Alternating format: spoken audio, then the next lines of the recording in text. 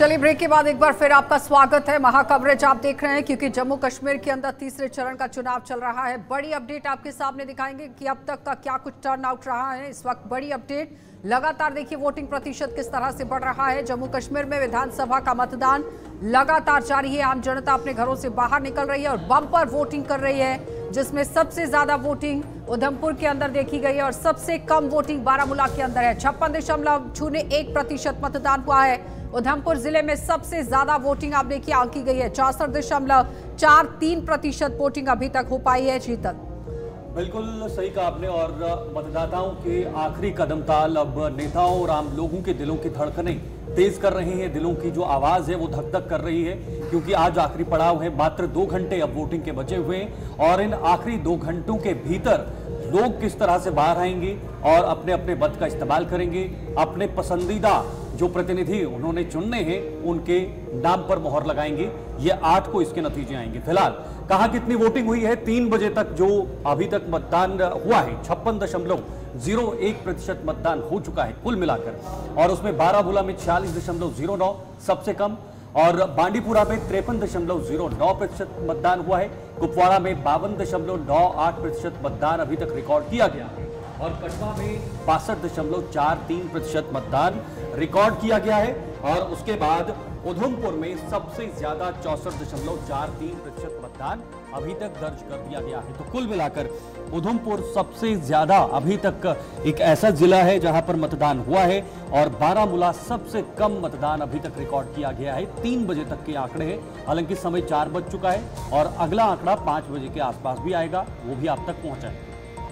तो फिलहाल कहां पर कितनी वोटिंग देखिए 66.27% वोटिंग अखनूर के अंदर, बाहू के अंदर 47.70% है, बिजनौर के अंदर 62.05% है, 49.88% जम्मू ईस्ट के अंदर, और छम के अंदर इस वक्त जहां पर सबसे ज्यादा वोटिंग चल रही है देखिए 68.31%। जम्मू वेस्ट के अंदर 47.18% है, जम्मू नॉर्थ में 50.71%, नगरोटा के अंदर भी बम्पर वोटिंग चल रही है जहां पर देखिए 62.60% है।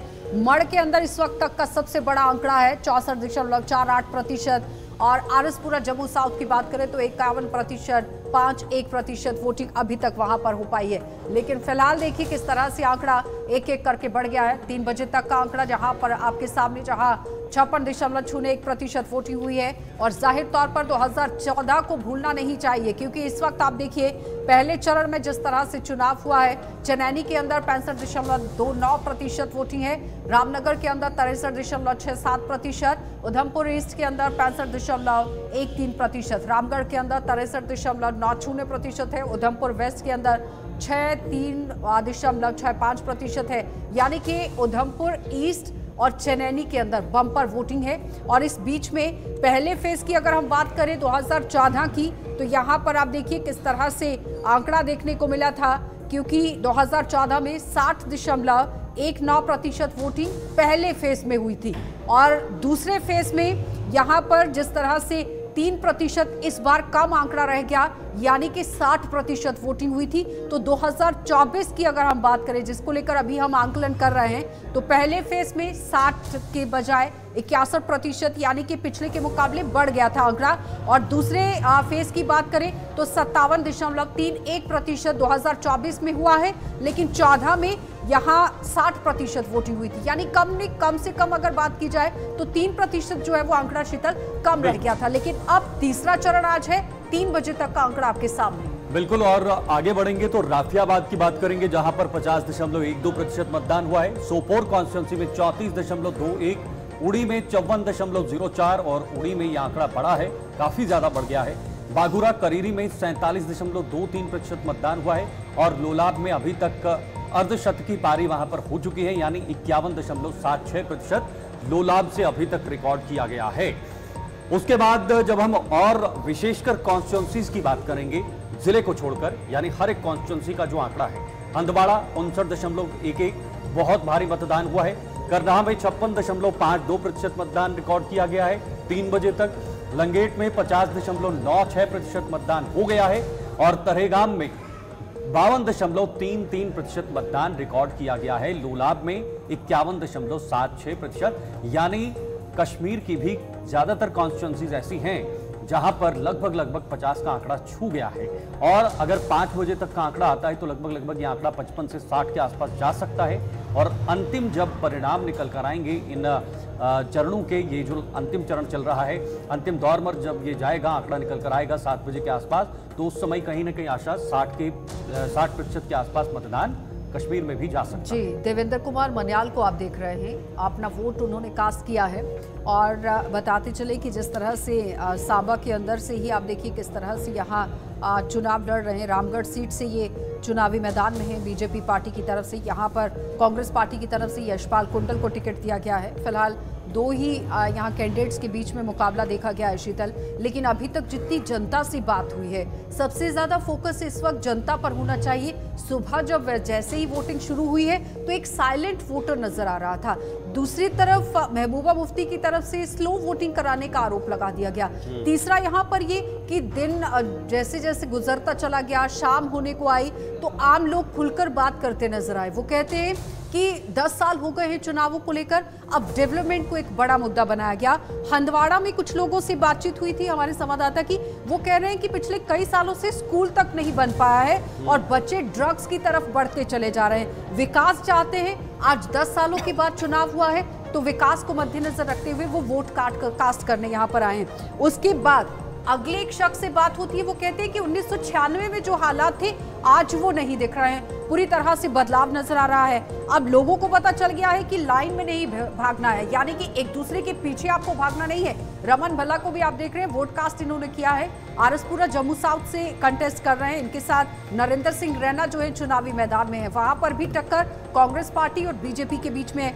लेकिन इस बीच में अब हंदवाड़ा के अंदर लोग कह रहे हैं कि वोट की ताकत और अहमियत समझ आई है कि अगर हम अपना वोट कास्ट करते हैं तो उसका मतलब क्या है, उसकी किस तरह से हम एक ताकत है वो आंक सकते हैं कि आप अपने नुमाइंदे को चुनते हैं, वो नुमाइंदा अगर आपकी सुनता है, ऊपर तक आवाज जाती है तो जाहिर तौर पर विकास होगा। उसके साथ डेवलपमेंट एक नई उम्मीद इस बार आम जनता की बनकर आ गई है। पिछले 30 सालों से जो विकास हुआ जनता ने उसका आंकलन किया है। ये साफ तौर पर शख्स जो पहुंचे थे हंदवाड़ा के अंदर वो कह रहे हैं, उनकी जुबानी आपके सामने रख रहे हैं। उसके बाद सोनावरी की तरफ हम चले जाते हैं, जहां पर नेशनल कॉन्फ्रेंस के कैंडिडेट पहुंचते हैं। वो कहते हैं कि जब तक हम असेंबली तक नहीं पहुंचेगी तो जनता की आवाज को ऊपर कैसे पहुंचाएंगे शीतल, क्योंकि अगर असेंबली आपको मिल रही है बैठने के लिए, वहां पर आप जनता की आवाज को उठाकर रखते हैं। वो कह रहे हैं सड़क पर धरना प्रदर्शन करने से कुछ नहीं होगा, कोई राहें नहीं खुलेंगी, असेंबली तक पहुंचना पड़ेगा। बिल्कुल आशा, देखिए, और इसके पीछे धारा 370 एक बहुत बड़ी दीवार थी जिसे अब हटा दिया गया है, गिरा दिया गया है। और सिर्फ ना जमीन पर बदलाव होना जरूरी था बल्कि मानसिक बदलाव भी यहाँ पर बेहद ज्यादा जरूरी था। और जो तमाम बातें आपने क्रम में कही हैं, अलग अलग कॉन्स्टिट्यूंसीज में लोगों के क्या मत हैं, लोगों ने क्या कुछ खास कहा है, तो उन लोगों की बातों का यही मायना है कि वो मानसिक रूप से अब बदल गए हैं। कश्मीर भारत का अभिन्न अंग था और अभिन्न अंग है, वो भारत के साथ हैं और हर समय भारत के साथ कंधे से कंधा मिलाकर आगे बढ़ेंगे। उसी की मानसिकता को उन्होंने वोटिंग से दर्शाया है। तो लगातार सुबह से मतदान हमारे साथ नेशनल कॉन्फ्रेंस पार्टी से जुड़ गए हैं। सुखविंदर जी, बहुत बहुत स्वागत जुड़ने के लिए। वैसे तो आज आम जनता का मत जानने की जरूरत है, जिस तरह से उन्होंने डेवलपमेंट को लेकर बात की है। हंदवाड़ा ही मैं अभी लेकर आप लोगों को गई थी कि वहां पर जनता कह रही है कि किस तरह से विकास हुआ है। 96 के भी उन्होंने इलेक्शन देखे हैं, 2024 का भी देखा है, तो भेड़चाल में नहीं चलना है, जनता कह रही है। जवाब दीजिएगा। सबसे पहले नमस्कार मैम आपको और शीतल सर को। देखिए, आज last and third phase of election है जम्मू कश्मीर का। ये बहुत बड़ी बात है। आज हमारे जो वोटर हैं वो अपना संवैधानिक हक और इससे एक अपना प्रतिनिधि चुनने की कोशिश करने जा रहे हैं। तो देखिए, जहाँ तक आज की बात है, हमारे आपके चैनल पर मैंने सुना तो आप कह रहे हैं कि 370 हटने के बाद जो हमारे यहाँ का माहौल बदला है। देखिए, एक चीज तो क्लियर है कि इन 10 सालों में जो हमारे जम्मू कश्मीर ने जो यूटी बनने के बाद जो बड़े बड़े वादे बीजेपी ने किए थे, उनको अगर उनकी बात की जाए तो कहीं ना कहीं इन 10 सालों में विकास का जो स्तर है वो मैं समझता हूँ, जो वादे किए गए थे यूटी बनने के बाद और जो आज वादे किए जा रहे हैं, इनके अपने मैनिफेस्टो को आप देख लें। अगर 10 सालों में अगर इन्होंने काम किया होता अगर इतना बड़ा, तो आज ये इतना बड़ा मैनिफेस्टो लेकर नहीं आते। इतनी बड़ी बड़ी बातें नहीं करते अपने चुनाव में। तो मैं समझता हूं आज ये जो बड़ी बड़ी लाइनें लग रही हैं वोट डालने, फिर आपको क्यों जरूरत पड़ी धारा 370 के मुद्दे पर बोलने की, पाकिस्तान से बातचीत करने के मुद्दे पर बोलने की, पीएसए को हटाने का मुद्दा क्यों रखा आपने मैनिफेस्टो में, जब आपको पता है कि आप लंबे समय से सत्ता में रह चुके हैं? आपकी कोई भी जमीन कैसे आई? बहुत बहुत स्वागत सोहेल जी जुड़ने के लिए। जी सुखविंदर जी। सर देखिए 370 बेसिकली लोगों को ये समझना पड़ेगा 370 और 35 से बेसिकली है क्या।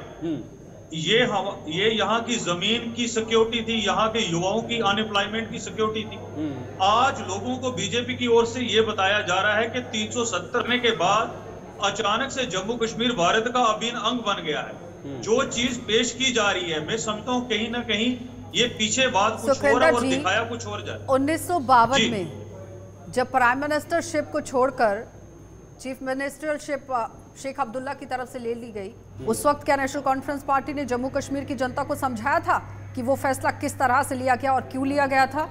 इसलिए जनता को बरगलाने की बिल्कुल भी कोशिश ना करें। आज तीसरा चरण है, आज तीसरे चरण में चुनाव हो रहा है। सोहेल जी इस पर जवाब दीजिएगा, क्योंकि जनता का मत जानने की कोशिश हो रही है कि आखिर आम जनता किस ओर जा रही है।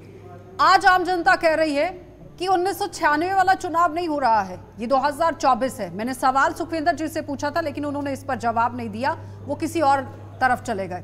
अब यहाँ पर सवाल ये है कि वो कह रहे हैं कि भेड़ चाल में नहीं चलना है, हमें अपनी डेवलपमेंट को लेकर काम करना है, उस नुमाइंदे को जिताना है जो हमारी सुनेगा, हमारे बीच में बैठेगा और हमारी आवाज को ऊपर तक पहुंचाएगा। जवाब दीजिए। देखिए आशा जी, एनसी के स्पोक्स पर्सन एनसी को ही डिफेंड करेंगे, कांग्रेस के कांग्रेस को ही करेंगे, तो ये कोई नई बात नहीं है। मेरा भाई डिफेंड कर रहा है, अच्छी बात है, डिफेंड करना चाहिए। लेकिन 83 में मैं एज ए स्टूडेंट जब फारूक साहब यहाँ चीफ मिनिस्टर थे और 85 में जब गुलशाह साहब यहाँ इंटर्म चीफ मिनिस्टर बने 14-15 महीनों के लिए, मैं बड़ा एक्टिवली उनके साथ साथ चलता रहा और जम्मू कश्मीर की सियासत को अच्छी तरह से जानता हूँ, हर कॉन्स्टिट्यूंसी से वाकिफ हूँ। और देखिए आर्टिकल 370 आपने खुद ही कहा 62 ऑनवर्ड्स इसकी इरोजन शुरू हो गई जब प्राइम मिनिस्टर से हम चीफ मिनिस्टर बन गए। उसके बाद बख्शी गुलाम मोहम्मद के टाइम जब फेक स्टेट सब्जेक्ट पढ़ना शुरू हो गए जेएंडके गवर्नमेंट में, और एक स्टेट सब्जेक्ट कमीशन का बख्शी गुलाम मोहम्मद के टाइम उसको कॉन्स्टिट्यूट किया गया।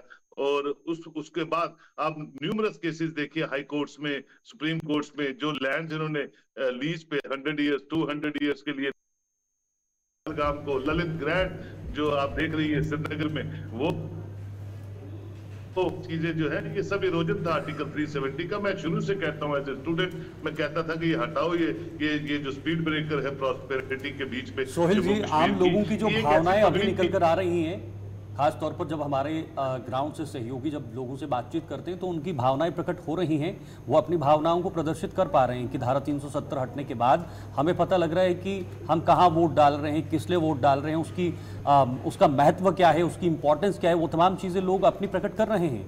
और क्या अब मानसिक रूप से भी लोगों ने इसको बदला है, लोगों ने चीज़ों को बदला हुआ है? शीतल सर जी, इतना सर जब 88 से हम 96 तक प्रेसिडेंट रूल में रहे और 90s में जीसी सक्सेना फिर केवी कृष्णा राव यहाँ चीफ गवर्नर रहे, तो मैंने वो फेज अच्छी तरह देखा है। पंतों का पलायन जब हुआ वो भी मुझे बहुत अच्छी तरह याद है। 96 में जब 2/3 मेजोरिटी नेशनल कॉन्फ्रेंस की आई तो मेरे भाई नहीं जानते होंगे, ये तब एक्टिव नहीं होंगे, लेकिन मैं बहुत एक्टिव था। फारूक साहब से मैंने पूछा कि आपकी कोई अलायंस नहीं है, 2/3 मेजोरिटी की सरकार है, तो ये CLP leader, Congress legislative party के मिनिस्टर जो लीडर थे, एमएलए थे, मौलवी इफ्तिकार हुसैन अंसारी, उनको मिनिस्टर बनाने की क्या जरूरत थी जब लोगों ने आपको मैंडेट 2/3 मेजोरिटी का दिया? कहीं दोस्तियां निभाते थे, कहीं रिश्तेदारियां निभाते थे, तो सीरियसनेस नहीं थी। ये देखिए मैं आपको 30-35 साल का जो पिछला जो हिस्ट्री बता रहा हूँ वो इसलिए नहीं बता रहा हूँ कि मुझे बहुत ज्यादा पता है। वो कह रहे हैं कि जब आपको जनता ने मैंडेट दिया था उस वक्त तो आप रिश्ते और दोस्तियां निभा रहे थे, अगर आम जनता का काम किया होता तो आज के हालात इस तरह से नहीं होते। आशा जी, मैं पहली बार देख रहा हूँ जम्मू कश्मीर में फेज 1, फेज 2, फेज 3 जो सीरियस इलेक्शन है, जो जम्मू कश्मीर के लोग सीरियसली अपने उम्मीदवारों को चुनने की फिराक में हैं, जो लड़ने वाले जो इलेक्शन लड़ रहे हैं, चाहे वो उमर अब्दुल्ला है, महबूबा जी हैं, इर्तिजा दी हैं, या बड़े बड़े दिग्गज नेता हैं, वो परेशान हैं। वो ऑटोज में रैली वो कर रहे हैं, अपनी कंपेनिंग कर रहे हैं, कोई गाड़ियों की छतों पे कर रहा है। मैंने आपको ये 83 से आज तक इसलिए बताया था क्योंकि मैंने ऐसा कंपेनिंग नहीं देखी, क्योंकि डोमिनेशन भरते थे, घर सो जाते थे, 2%, 5%, 15%, बड़ी हद है 20% से ऊपर कभी पोलिंग नहीं गई, और वो यहाँ के एमएलए बनते थे। फिर वो non seriousness approach, corruption number 1, political revolution कहा जा सकता है? तो ये चीजें यहाँ चलती थी। पॉलिटिकल रिवॉल्यूशन है, पॉलिटिकल बदलाव है, इसमें चेंजेस हैं कि अब जो नेता हैं उन्हें डर है कि हम ग्राउंड पर नहीं जाएंगे, जमीन पर नहीं जाएंगे तो लोग पहचान जाएंगे कि हम क्या कर रहे हैं। अब लोग जमीन पर आ रहे हैं। पहले का दौर कुछ और था, जब धारा 370 थी, या 2019 से पहले का जो दौर था, सत्ता की चाबी कुछ ही हाथों में होती थी और कुछ ही कमरों में बंद होती थी, वहीं से तय होता था और गिने चुने वोटर्स बाहर आते थे, वो वोट करते थे या अंदर खिचड़ी पकाकर ही सरकारें बनाई जाती थी। क्या वो पॉलिटिकल रिवॉल्यूशन माना जा सकता है 2019 के बाद? एक बहुत बड़ा राजनीति में बदलाव हुआ है जम्मू कश्मीर के अंदर। कोई शक नहीं है शीतल जी, बदलाव नहीं हुआ है, टोटल नैरेटिव बदल दिया लोगों ने। लोगों ने परेशान कर दिया हर हुक्मरान को कि जनाब आप परफॉर्मेंस पे बात नहीं करोगे, डिलीवरेंस की बात नहीं करोगे तो हम आपको नहीं चुनेंगे। और आप देखिएगा इलेक्शन के रिजल्ट पे बड़े बड़े दिग्गज नेता जो है वो हार गए होंगे और नए चेहरे आपको रिप्रेजेंटेटिव बनते हुए नजर आएंगे। देखिए सरकार किसकी बनती है, किसकी नहीं बनती है। बीजेपी पार्टी से अभिजीत जसरोटिया भी जुड़ गए हमारे साथ। बहुत बहुत स्वागत अभिजीत जी जुड़ने के लिए। सुखविंदर जी जवाब दीजिएगा, जिस तरह से सोहेल जी ने यहाँ पर सवाल रखा, वो कह रहे हैं कि जब जनता ने आपको मैंडेट दिया उस वक्त आप तो सिर्फ दोस्ती और रिश्तेदारी निभाने में लग गए, आम जनता के लिए काम किया होता तो आज की तस्वीर कुछ और होती, बदली होती। नेशनल कॉन्फ्रेंस की जितनी हुकूमत को अगर देखा जाए तो मैं ये नहीं समझता कि जम्मू कश्मीर,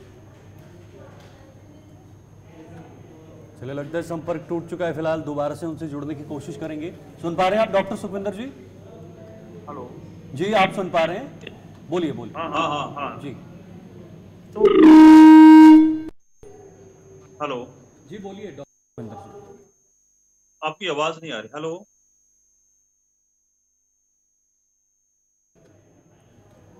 चलिए लौटते हैं आपके पास। आवाज आ रही है क्या अभिजीत जी? सवाल यहाँ पार्टी की तरफ से ये रखा गया कि बड़ा दावा भारतीय जनता पार्टी की तरफ से किया गया है कि सीएम हमारा होगा, लेकिन 20 भी पार नहीं कर पाएगी बीजेपी। 50 पार का नारा दिया। आवाज आ रही? अभिजीत जी ये किसने कहा, मैं पूछना चाहता हूँ। नेशनल कॉन्फ्रेंस कांग्रेस, अभी तो हाल ही में महबूबा मुफ्ती की तरफ से आरोप लगाया गया कि स्लो वोटिंग भी हो रही है। जवाब दीजिए आप। देखिए सबसे बड़ी बात ये आती है कि जो 5 अगस्त 2019 के बाद जो चीजें बदली हैं, उसके बाद मुझे लगता है कि आईना दिख गया होगा अभी तक नेशनल कॉन्फ्रेंस को भी और कांग्रेस को भी और पीडीपी को भी दिख गया होगा।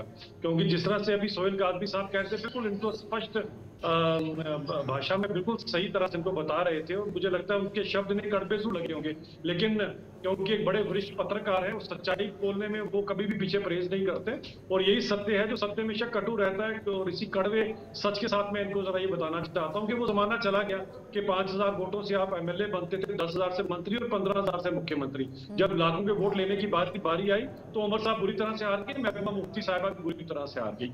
और उमर साहब के पास बारामूला में अगर आप देखें तो 2-2.5 लाख वोटों से हारे हैं, 2.5-3 लाख दूसरे पार्टियों ने भी वोट लिए होंगे। यानी नीर वोट देखा जाए तो 6-7 लाख लोग जो है उन्होंने टोटली उमर साहब के अगेंस्ट बारामूला से वोट किया है। इसी तरह से अगर आप पूरी नेशनल कॉन्फ्रेंस के अगेंस्ट अगर कश्मीर की सारी सीटों को अगर आप निकालें तो मुझे लगता है 15 से 20 लाख लोग जिन्होंने नैन्सी के अगेंस्ट वोट किया है। अब ये वोट जो 50-60 साल पुरानी पार्टी है, वो जो पार्टी आपके लिए अच्छे संकेत हैं, या फिर जिस तरह से विपक्ष कह रहा है कि एक गुस्सा है धारा 370 हटने के खिलाफ, इसलिए वोटिंग प्रतिशत बढ़ रही है? देखिए अगर गुस्सा होता तो कम से कम उमर साहब जीत जाते और महबूबा मुफ्ती साहबा जीत जाती। गुस्सा तो इनके खिलाफ है कि उमर साहब को टोप उतारने के बाद भी अभी विश्वास नहीं है कि मैं गांधरबल से जीतूंगा कि नहीं जीतूंगा, इसलिए बड़गाम पहुंच गए और वहां पर भी विश्वास नहीं है। और अभी तक का जो आपके सामने जो खबरें आ रही है उसमें तो दोनों सीटें हारते नजर आ रहे हैं। तो यहाँ से पता लगता है कि लोगों ने इनके खिलाफ जो खासकर 50-60 साल की जो त्रासदी इनकी सही हुई है, जो बैकवर्ड अपॉइंटमेंट की देखी हुई है, जो लूट कसूट इनकी देखी हुई है, उसके अगेंस्ट लोगों ने इनके वोट दिया। अब लोग इनको दिखाना चाहते हैं कि परिवारवाद से हम उठ चुके हैं भाई साहब, अब कुछ नया सोचिए। और सोचिए सबसे पहली बात ठीक है अभिजीत जी, सुनने की बात जवाब है। दीजिए एक बात सुखविंदर। कहूंगा सर, एक बात सुनने वाली है कि पहली बार ये लोग मजबूर हो गए अपना मैनिफेस्टो बनाने पे। आज तक तो मैनिफेस्टो ही नहीं बनाया अपना, बस सिर्फ नामांकन भरा और बन गए मुख्यमंत्री। अब आवाज नहीं समय आ रही है बदल गया। अभिजीत जी, किसी की आवाज नहीं आ देखिए पा मैं, रही। हेलो हेलो, चलिए तो फिलहाल आप देख रहे हैं वोटिंग प्रतिशत किस तरह से लगातार बढ़ता चला जा रहा है। सोहेल जी आवाज आ रही है क्या? जी जी आ रही है जी। जवाब दीजिएगा। जिस तरह से अभिजीत भी बड़ा सवाल रख रहे हैं, वो कह रहे हैं कि गुस्सा तो सिर्फ पीडीपी और नेशनल कॉन्फ्रेंस के खिलाफ था, इसलिए दोनों मुख्यमंत्री यहां पर लोकसभा का चुनाव हार गए।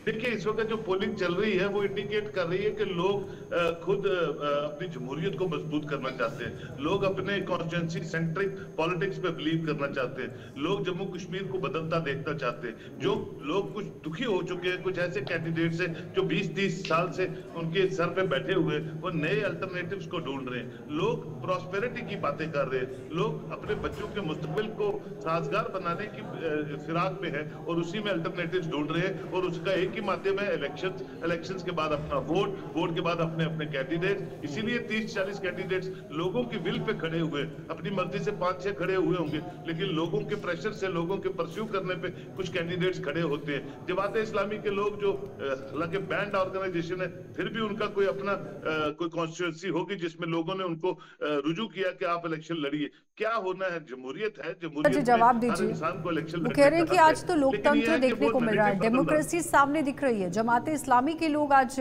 चुनावों में भाग ले रहे हैं। इससे बड़ा और क्या सबूत चाहिए कश्मीर घाटी के अंदर, जो लोग कभी बंद का आह्वान करते थे? देखिए मैम, अगर इस आज कोई बात की जाए, नहीं हुआ। ठीक है, मेरी आवाज आ रही है? ठीक है सोहेल जी। हाँ सुखविंदर जी। देखिए मैम, अगर इस वक्त इलेक्शनों की अगर बात की जाए तो मैं ये बिल्कुल क्लियरली ये बता दूं कि इस वक्त जो इलेक्शन है हो रहे हैं, ये हमने 10 सालों में जो यूटी बनने के बाद जो बीजेपी के वादे थे उनको लेकर ये इस वक्त जो इतनी बड़ी बड़ी लाइनें अगर बाहर आ रही हैं, लग रही हैं, वोट कास्ट हो रहा है, तो मैं समझता हूँ कहीं ना कहीं ये उस चीज का नतीजा है जो 10 सालों में हमने क्या खोया और जो बीजेपी ने हमारे साथ जो वादे किए थे स्टेटहुड देने से, यूटी बनने से पहले। देखिए एक चीज तो क्लियर है, बीजेपी की करनी और कतनी में हमेशा फर्क रहा है।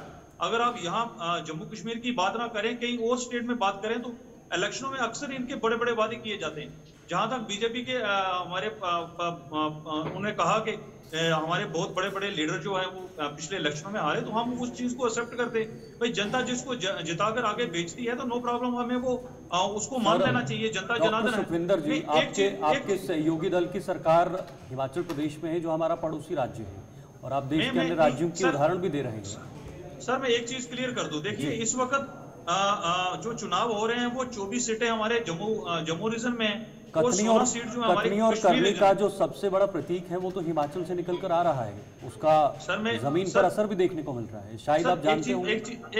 एक चीज मैं आपको क्लियर कर दूं सर, देखिए इस वक्त जो आज जो चुनाव हो रहा है, इसमें जो 24 सीटें हैं वो जम्मू की हैं और 16 सीटें कश्मीर की हैं। तो नेचुरली जी अंडरस्टूड सी बात है ये कि जम्मू में अगर बीजेपी कहीं ना कहीं अगर अपनी कुछ सीटें अगर 10 या 12 सीटें ले भी लेती है, तो पूरे जम्मू कश्मीर में वो किस तरीके से सरकार बनाई। ठीक है, अभिजीत जी से जवाब लेते हैं।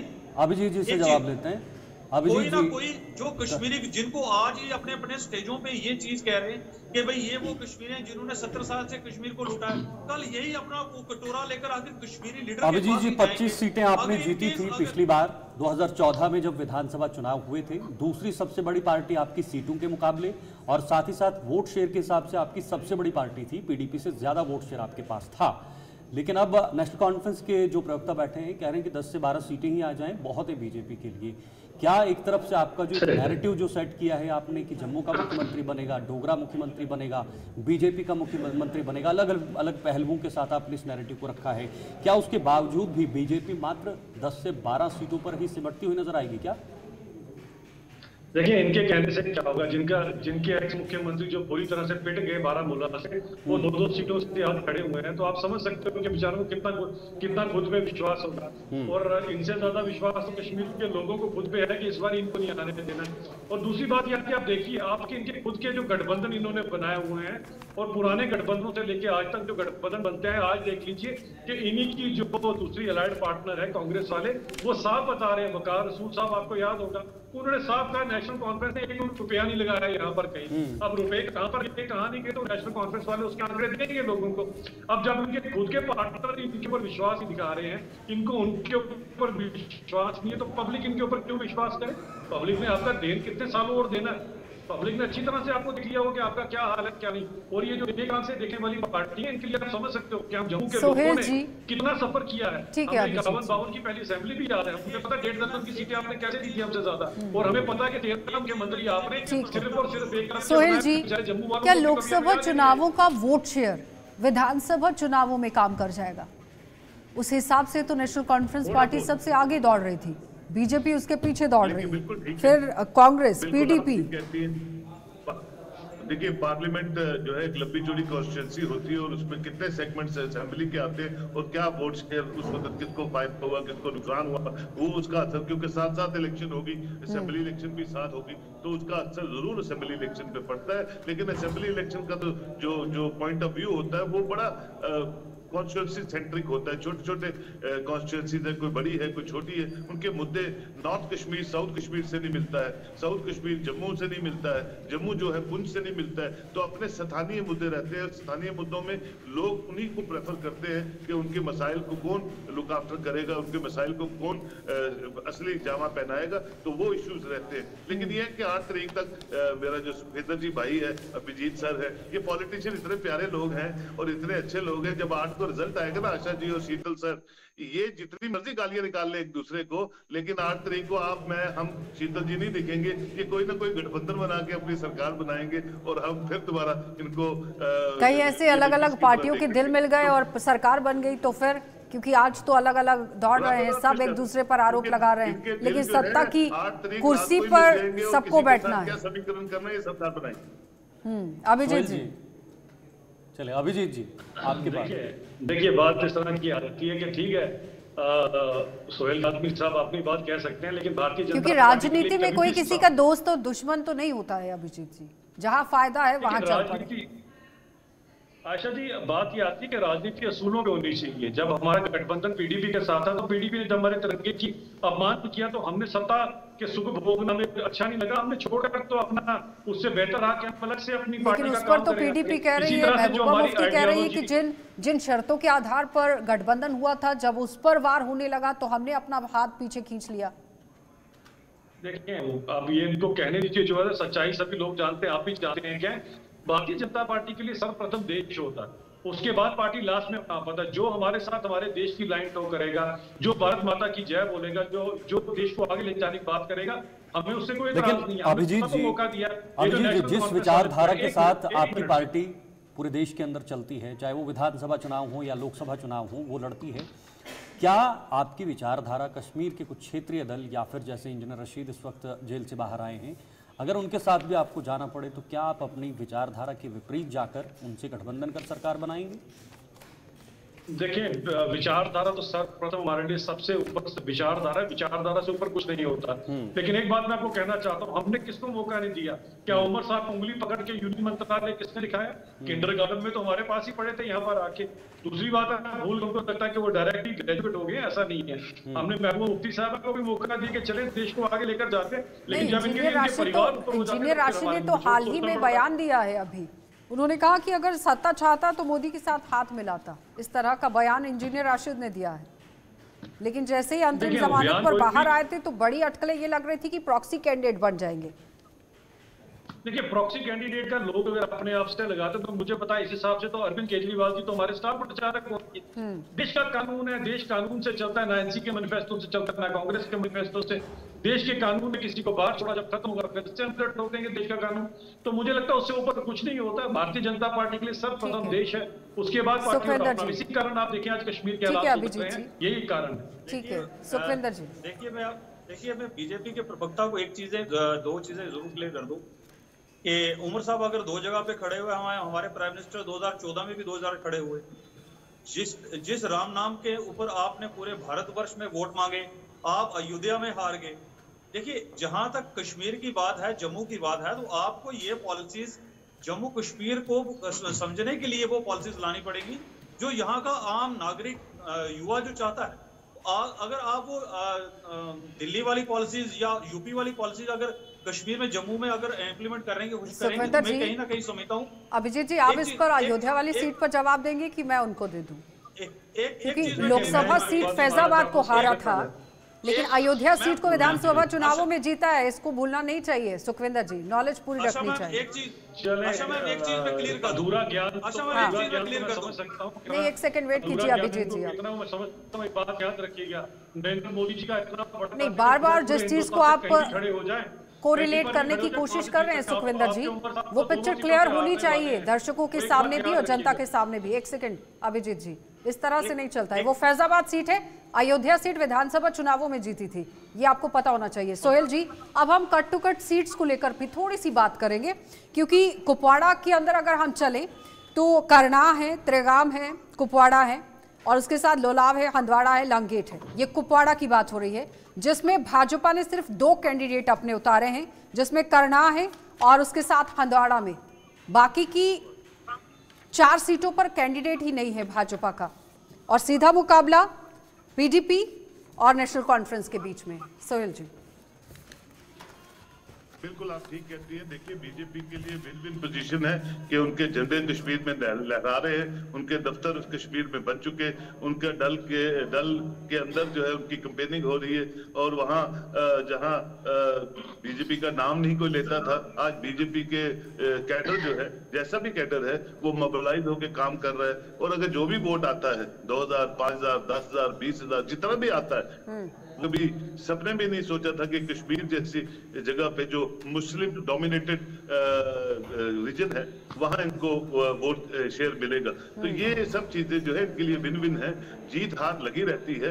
और ये अभिजीत जी जानते हैं हर टॉपिक तो मतलब सोहेल जी, अगर कोई सीट ना भी बीजेपी जीत पाए, हिंदू मुस्लिम की राजनीति भी होती है और बहुत हुई है, तो वोट शेयर एक जीत मानी जा सकती है। फिर भी अगर इनको वोट मिलता है तो मैं समझता हूँ इनके लिए सोने पे सुहागा है। सोहेल जी, अगर कोई सीट ना भी बीजेपी जीत पाए कश्मीर के अंदर, वोट शेयर अगर बढ़ता है इन विधानसभा की सीटों पर, तो क्या एक बड़ी जीत माना जा सकता है उनके लिए? मैंने तो कहा आपसे कि 100%। और ये मैं बता दूं अभिजीत जी, आप थक गए 1 महीना कैंपेनिंग कर करके। इतनी तो कैंडिडेट्स ने कैंपेनिंग नहीं की है जितना स्पोक्स पर्सन ने कैंपेनिंग की है। अब इनको रिलैक्स हो जाना चाहिए और 8 तारीख का वेट करना चाहिए, और 8 तारीख को शाम करके ताम झंड सब करके आप तो सर उपहार दे रहे हैं। नहीं, वो तो 8 तारीख को सोहेल जी इस तरह से पहले तो नहीं बोल सकते हैं, लेकिन जिसने भी अपनी पार्टी के लिए कैंपेन की है, कितना फायदा होगा ये तो 8 तारीख को क्लियर होगा। लेकिन बड़ा सवाल यहाँ पर यह है कि नेशनल कॉन्फ्रेंस और कांग्रेस का गठबंधन है, लेकिन जम्मू की सीटों पर कांग्रेस कहीं पर नजर नहीं आ रही थी कैंपेन को लेकर। अगर हम बात करें, अब देखिए सिर्फ सुरनकोट और उसके बाद गूल अरनास वाली, संगलदान वाली। आशा जी, कोऑर्डिनेशन की कमी सुखविंदर है जी, कांग्रेस और एनसी में भी। सुखविंदर जी, किस तरह का आंकलन कांग्रेस पार्टी ने किया है? क्योंकि फ्रेंडली कंटेस्ट कहीं पर आप कर रहे हैं, कहीं पर आप एक दूसरे के लिए सीट को छोड़ रहे हैं, लेकिन समझ में आपका गठबंधन अभी तक नहीं आ पाया है कि आखिर किस तरफ जा रहा है। वही एक मिनट सोहेल जी, 1 मिनट, बहुत सी सीटें मैं गिनवा देता हूं। सुखविंदर जी को जवाब देने दीजिए। मैं गिनवा देता हूं। देखिए मैम, हमारा गठबंधन जो है खाली जम्मू कश्मीर में नहीं है, हम पूरे नेशनल लेवल पे एक इंडिया गठबंधन का हिस्सा हैं। जहां तक बात है जम्मू कश्मीर में, तो हमारी एक फ्रेंडली भी कुछ सीट ऐसी हैं जहां पे हम फ्रेंडली लड़ रहे हैं एक दूसरे के साथ। तो बेसिकली इस वक्त बीजेपी को अगर जैसे सोहेल साहब ने कहा कि ये ठीक है, अच्छी बात है, अगर उनका वोट शेयर बढ़ता है तो अच्छी बात है, मगर वोट शेयर बढ़ने से वो जम्मू कश्मीर में सरकार नहीं बना पाएंगे। जम्मू कश्मीर में सरकार वही बना पाएगा जिसे वो जो जीत के आएगा। तो अंडरस्टूड सी बात है कि इस वक्त जो बीजेपी के हाल है, लेकिन सुखविंदर जी 2014 की अगर डिटेल देखें, आज जिन जम्मू कश्मीर के अंदर जम्मू की 24 सीटों पर चुनाव हो रहा है, उसमें से 20 सीटों पर चुनाव हुआ था विधानसभा में, और 18 सीटें भारतीय जनता पार्टी ने जीती थी। चलिए मैम, उस वक्त कुछ और हालात थे, मगर आज जम्मू में यूटी बनने के बाद जो हमारा डोगरा समाज है बेसिकली वो बीजेपी से नाराज है, हमारा गुजर जो समाज है वो बीजेपी से नाराज है, पहाड़ी लोग जो है कैटेगरी सुखविंदर जी उन्हीं वर्गों को अपनी मजबूती मान रहे हैं। अभिजीत जी, सर मैं एक चीज में जरूर क्लियर कर दूं। एक चीज मुझे बोलने दीजिए। देखिए, इस वक्त जम्मू कश्मीर में अगर इंजीनियर रशीद को जब इलेक्शन आए तो उसको पैरोल मिल गई। आप थोड़ा सा हरियाणा में चले जाएं, इस वक्त हरियाणा के इलेक्शन आ रहे हैं तो बाबा राम रहीम नहीं, जम्मू इस वक्त जम्मू कश्मीर में इलेक्शन हो रही है तो यहीं पे, क्योंकि आधा अधूरा ज्ञान बहुत बांटते हैं आप सुखविंदर जी, इस तरह से नहीं होना चाहिए। अभिजीत जी, सवाल यहाँ पर यह भी उठता है, ऑपोजिशन जिस तरह से सवाल उठाती है वो कह रही है कि बारामूला में आपका कोई कैंडिडेट नहीं है, कुपवाड़ा के अंदर सिर्फ 2 जगहों पर कैंडिडेट है, उसके बाद बांडीपुरा के अंदर आपने कैंडिडेट को उतारा है। और इस सवाल का भी जवाब दीजिएगा। डोगरा जिस तरह से इन्होंने कहा कि वो नाराज हैं आपसे। बिल्कुल, मैं दोनों सवालों में सबसे जहां तक कश्मीर की बात है, क्योंकि अभी हम कुछ ही साल पहले हमारी कश्मीर में जो प्रॉपर वर्किंग शुरू हुई है, और अगर आपको याद होगा तो डीडीसी में हमारे 3 कमल वहां पर खिले, तो इस बार भी आप इत्मीनान रखिए, उससे ज्यादा कमल वहां पर खिलेंगे। रही बात डोगरों की बात करते हैं, डोगरों की नेशनल कॉन्फ्रेंस बात करोगी, जिन्होंने हमारे महाराजा का अपमान किया, तो यही उमर अब्दुल्ला थे जिन्होंने साफा में कहा था कि इनके राजाओं को यहाँ बिठाकर हमने यहाँ से बाहर फेंक दिया था। और अभी भी अगर आपको याद होगा, ये वही डोगरा रूलर्स हैं इनके खिलाफ षड्यंत्र बुनकर, और शेख साहब वही हैं जो हमारे महाराजा के दिए हुए वजीफे पर जिन्होंने पढ़ाई की थी और जाके बाहर से पढ़कर आए थे, और आकर जिसने पढ़ाया था उसके खिलाफ मोर्चा खोल दिया था। तो हमें अच्छी तरह से पता है हमारे महाराजा के साथ, उससे पूछेगा हमारे महाराजा की डोगरों की कितनी फिक्र है। उसी महाराजा के 23 सितंबर को आप में से कोई नेता भी नजर आया?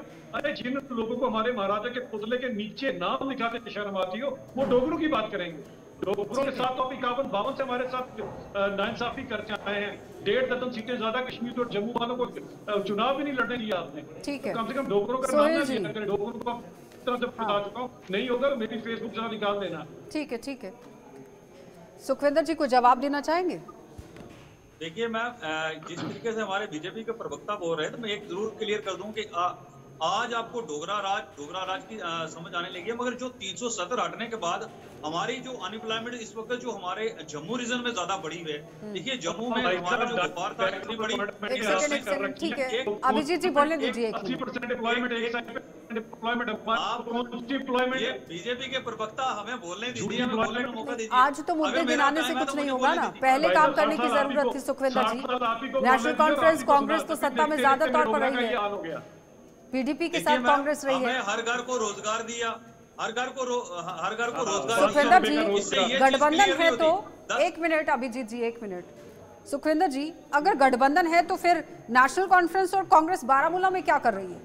सोपोर के अंदर अब्दुल रशीद डार भी उतर गए हैं, इरशाद रसूल कर भी उतर गए हैं, तो कहां पर गठबंधन है?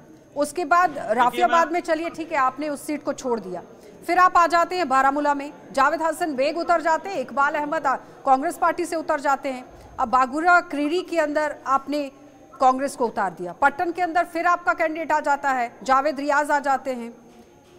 तो फ्रेंडली कंटेस्ट हो रहा है, गठबंधन में हो रहा है, कुछ समझ में नहीं आ रही है पिक्चर। इस पर जवाब मेरे को सोहेल जी से भी चाहिए, जल्दी से जवाब दीजिएगा, कट टू कट। सुखविंदर जी, देखिए मैम, हमारा गठबंधन जो है, मैं आपको फ्रेंडली, हाँ मैं बोलूं? बोलिए बोलिए सोहेल जी।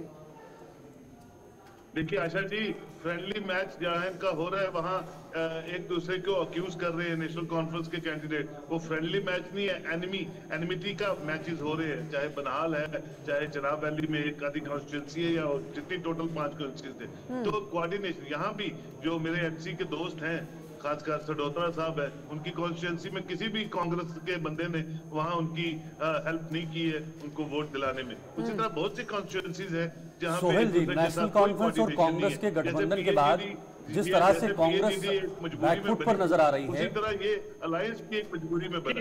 एक मिनट आएंगे अभिजीत जी, आपके पास आएंगे। फिर सोहेल जी से एक सवाल है मेरा। सोहेल जी, नेशनल कॉन्फ्रेंस और कांग्रेस के गठबंधन के बाद जिस तरह से कांग्रेस बैकफुट पर नजर आ रही है, इसका जो नुकसान है वो कांग्रेस को तो नजर आ रही है, लेकिन क्या इसका नुकसान नेशनल कॉन्फ्रेंस को भी उठाना पड़ सकता है इस गठबंधन के बाद? देखिए, नेशनल कॉन्फ्रेंस एक बड़ी पार्टी है, उनका ग्रास रूट लेवल वर्कर बड़ा स्ट्रांग है, और कश्मीर बेस्ड पार्टी है, कश्मीर से उनको अच्छी सीटें मिलनी हैं। वहाँ कांग्रेस ने इनकी कोई हेल्प नहीं की। फारूक अब्दुल्ला का एक अपना करिश्मा है, वो एक मॉब पुलर लीडर है, वो अपना स्टेचर को मद्देनजर रखते हुए वो वोट शेयर को ले लेंगे और अपनी साख जो है वो बना कर रखेंगे। कांग्रेस कर सकती थी अच्छा परफॉर्म अगर वो सीरियसली इलेक्शन लड़ती, इसलिए उमर अब्दुल्ला ने राहुल जी को कहा कि जम्मू पे आप कंसंट्रेट कीजिए और जम्मू पे आप रैलीज कीजिए ताकि आपका जो कैडर है वो मोबिलाइज हो जाए, और लास्ट पे जाके उन्होंने मोबिलाइजेशन शुरू की। लेकिन मुझे लगता है तब तक काफी देर हो चुकी थी। लेकिन ये है कि national conference will be emerging as a big party as far as other political parties are concerned in Jammu and Kashmir. Abhijit ji, आप कुछ बोलना चाह रहे थे? देखिए, आपने कभी आज तक कभी इस इलेक्शन के इतिहास में कभी सोचा फ्रेंडली मैच इनका फ्रेंडली मैच कब से चाहते थे कि जरा नेहरू जी शेख साहब का फ्रेंडली मैच, फिर इंदिरा गांधी जी और शेख साहब का फ्रेंडली मैच, फिर राजीव गांधी और फारूक अब्दुल्ला साहब का फ्रेंडली मैच, अब उमर अब्दुल्ला और राहुल गांधी जी का फ्रेंडली मैच। इनकी फ्रेंडली मैच देखते देखते 60-70 साल निकल गए। इनके गठबंधन के चलते चलते बेचारी जो लोग हैं वो बेचारे दुखी हो गए। बाद में कहते हैं हम तो एक दूसरे के साथ मजबूरी में बैठे। लेकिन ऑपोजिशन पार्टीज के लीडर कह रहे हैं अभिजीत कि जो इस बार चुनाव हुआ है, वोटिंग जो हुई है, वो लोगों का गुस्सा निकल रहा था। रमन भल्ला को भी हम सुन रहे थे, वो भी कह रहे हैं कि बम्पर वोटिंग हो रही है, बहुत तादाद में लोग अपने घरों से बाहर निकल रहे हैं, वो गुस्सा एक जाहिर हो रहा है। लेकिन आप कह रहे हैं कि गुस्सा अगर होता तो फिर 2 मुख्यमंत्री नहीं हारते। पिक्चर समझ नहीं आ रही है, जनता का रुझान किस तरफ है ये अभी क्लियर नहीं होगा। ये 8 तारीख को फिलहाल क्लियर होगा। सुखविंदर जी जवाब दीजिएगा, क्योंकि जिस तरह से रुझान की बार बार बात हो रही है कि आखिर 370 के स्टैंड को जानने की कोशिश हुई कि कांग्रेस पार्टी का स्टैंड क्या है। आपको नहीं समझ में आया कि कांग्रेस पार्टी ने क्यों इस पर चुप्पी जो है वो साध ली और क्यों ज्यादातर रैली वो नहीं कर यहाँ पर नजर आए? क्योंकि अगर पहुंचना होता तो वो आप देखिए अपनी रैलियां हो सकती थी, कर सकते थे। एक स्ट्रैटेजी के तौर पर काम करने की जरूरत थी आप दोनों पार्टियों को। ये तो वही हिसाब हो गया कि जब डीडीसी के इलेक्शन आ गए तो पीएजीडी बन गई, जब लोकसभा आए तो उस वक्त यहाँ पर गठबंधन बनाने की कोशिश हुई कि आपके लिए हमने इस सीट को छोड़ दिया, आज आप हमारे लिए इसको छोड़ दीजिए। और डीडीसी के चुनावों में जब जीत गए तो फिर सब एक एक हो गए। कहीं इस तरह का कोई गठबंधन तो नहीं है इस बार फिर से बना लिया हुआ कि जनता जिस पर भरोसा जताए उसके बाद पता ही नहीं है कि नुमाइंदा कहाँ जा रहा है? सुखविंदर जी, हमारा मैनिफेस्टो जो है उसमें हमने 370 हमारा प्रमुख मुद्दा है। देखिए, कांग्रेस ने क्यों रखा या नहीं रखा वो कांग्रेस का विषय है, उसमें कांग्रेस वाला अगर कोई बोले तो बड़ा अच्छा रहेगा। देखिए, जम्मू कश्मीर में इस वक्त जो बहुत सारी ऐसी सीट्स हैं सुखविंदर जी फिर आप 370 को लेकर आ गए। मैंने आपको 52 वाला भी याद कराया कि उस वक्त शेख अब्दुल्ला ने जिस तरह से यहाँ पर चीफ मिनिस्टरशिप ली, फिर उस वक्त आपने जम्मू कश्मीर की जनता को क्यों नहीं बदलाया कि क्या कुछ बदलाव हुए? इस तरह से बरगलाना नहीं होता है डिबेट के अंदर बैठकर। सोहेल जी जवाब दीजिएगा, इस तरह से 370 को लेकर आप लोग क्या साबित करना चाह रहे हैं, ये समझ में नहीं आ रहा है। डॉक्टर फारूक अब्दुल्ला एक बार आते हैं मीडिया के सामने, वो कहते हैं कि 370 को मैं वापस लाऊंगा, उसके बाद वो कहते हैं कि नहीं 100 साल लग जाएंगे।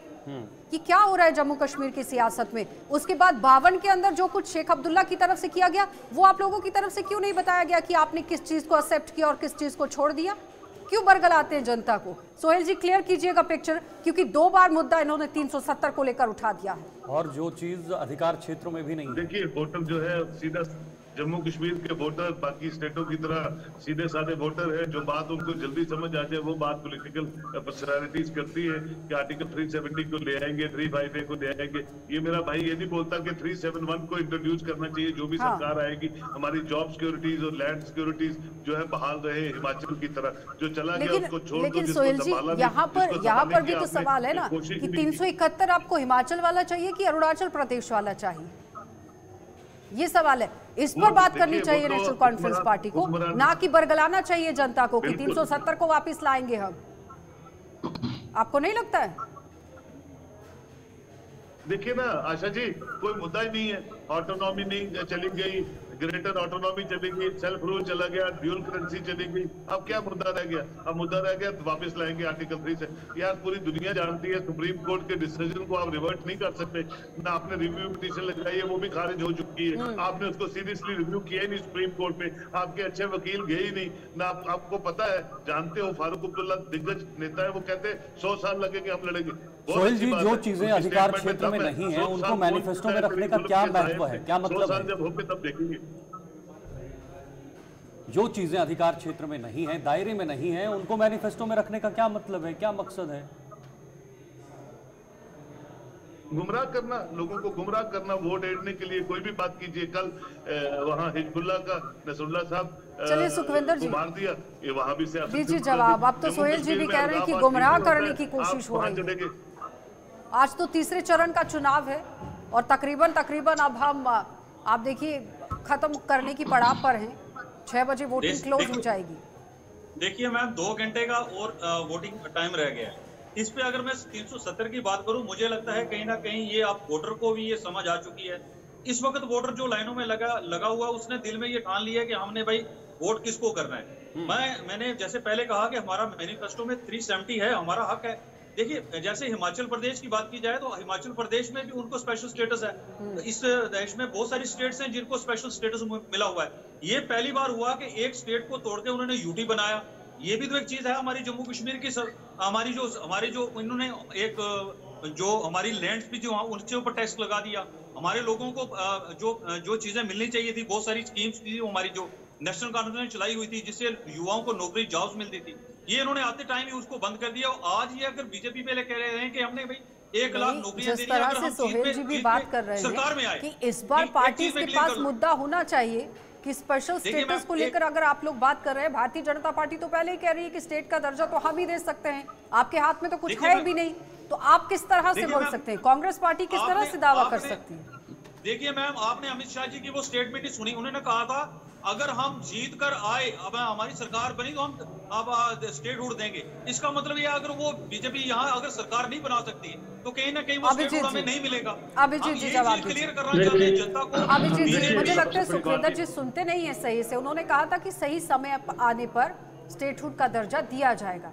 मैम 10 साल अगर हो गए हमें जवाब दे दीजिए। उसकी इंटरप्रिटेशन सुनते बड़े अच्छी तरह से, उसके बाद इंटरप्रिटेशन अपने अकॉर्डिंग करते हैं। एक चीज समझिएगा कि उमर साहब को लगता है कि अब्राहम लिंकन साहब जो थे वो गलत थे और मैं ठीक था, कि कुछ लोगों को कुछ देर तक, बहुत सारे लोगों को बहुत देर तक, लेकिन हमेशा के लिए सबको बेवकूफ नहीं बनाया जाता। लेकिन इनको लगता है कि मैं शायद अब्राहम लिंकन से भी ज्यादा समझदार हूँ, तो उनको लगता है कि बेवकूफ बना लो लोगों को, शायद पब्लिक बन जाएगी। लेकिन इनको अच्छी तरह से पता होना चाहिए कि जब संपर्क टूट चुका है फिलहाल अभिजीत जी का। फिलहाल इस वक्त सोहेल जी आपके पास आना चाहेंगे। अभिजीत जी आप सुन पा रहे हैं? सुन पा रहे हैं आप? जी बात पूरी जी बोलिए। तो बात ये आती है, ये किस तरह से लोगों को ये बेवकूफ बनाने की बात करेंगे? ये लोगों को कौन सी एम्प्लॉयमेंट देंगे? वो 500-700 रुपए वाली। फिर से संपर्क कट चुका है। सोहेल जी अब तो मात्र 1 घंटे का समय वोटिंग में बचा हुआ है और अब इन मुद्दों को सामने रखना इसका कोई फायदा नहीं, चाहे वो कोई भी पार्टी हो, क्योंकि अब वोटिंग हो चुकी है। अब मात्र 1 घंटा बचा हुआ है। अब सिर्फ इंतजार है तो 8 अक्टूबर का तस्वीर कैसे साफ होगी। नंबर्स गेम का बहुत बड़ा खेल और बहुत बड़ा खेला जम्मू कश्मीर के अंदर रहता है। बिना सहयोग के यहाँ पर सरकार नहीं बनती है। इस बार की बात करें, जो एक पॉलिटिकल रेवोल्यूशन की बात हो रही है कि जम्मू में अब सत्ता का केंद्र है, जम्मू में अब जो राजनीति है उसका केंद्र बन गया है। क्या जम्मू से ये चाबी घूमेगी तो नंबर्स गेम का खेल निकल कर आएगा 8 अक्टूबर को, और फिर से यहां पर किसी न किसी के सहयोग से सरकार बनानी तो पड़ेगी।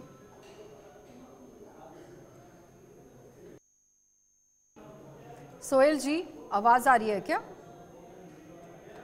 ठीक है, सुखविंदर जी जवाब दीजिएगा।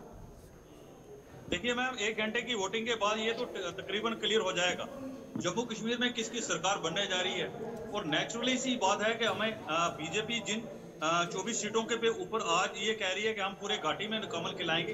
अंडरस्टूड बात है कि जम्मू कश्मीर में इनको भी अगर जरूरत पड़ी तो ये उन लोगों के साथ ही जाएंगे जो अलगाववादी आज इनकी नजर में अलगाववादी। एक चीज मैं जरूर क्लियर कर दूं कि चलो आपने तो डॉक्टर सुखविंदर जी मान लिया, आप तो मानने के लिए पहले तैयार नहीं होते थे। आप तो ये मान लिया कि अलगाववाद से भी जुड़े लोग थे। एक बात मुझे बताइएगा, मैं जरूर आपको क्लियर एक बात मुझे बताइएगा, देखिए वो अकबर लोन किसके कौन सी पार्टी के नेता हैं जो पाकिस्तान बोलते थे? मैं अभी जी अभी मैं आपके साथ मैं कम करने वाली बात नहीं कर रहा। कम से कम लोगों को ये बांटना पड़ाए आप, ठीक है? तो ये बांटना पड़ा, हमें अच्छी तरह से पता है किसका मीटर कहाँ पर होगा, कौन सी बात करते हो, ये तो हमें अच्छी तरह से पता होता है। सालों से हम देखते आ रहे हैं चीजों को, और यही बात इन सब चीजों का आपको भी 8 तारीख को दूध का दूध पानी का पानी हो जाएगा। लोग आपसे उठ चुके हैं, लोग तंग आ चुके हैं, 2-2 सीटों पे भी आप आ नहीं, इसका फैसला हम और आप कोई नहीं है करने वाले, इसका फैसला जनता करेगी। कि किसको मैंडेट देना है, किसको कुर्सी पे बिठाना है, क्या करना चाहती है जनता जनार्दन है, इसका फैसला हमें नहीं करना है।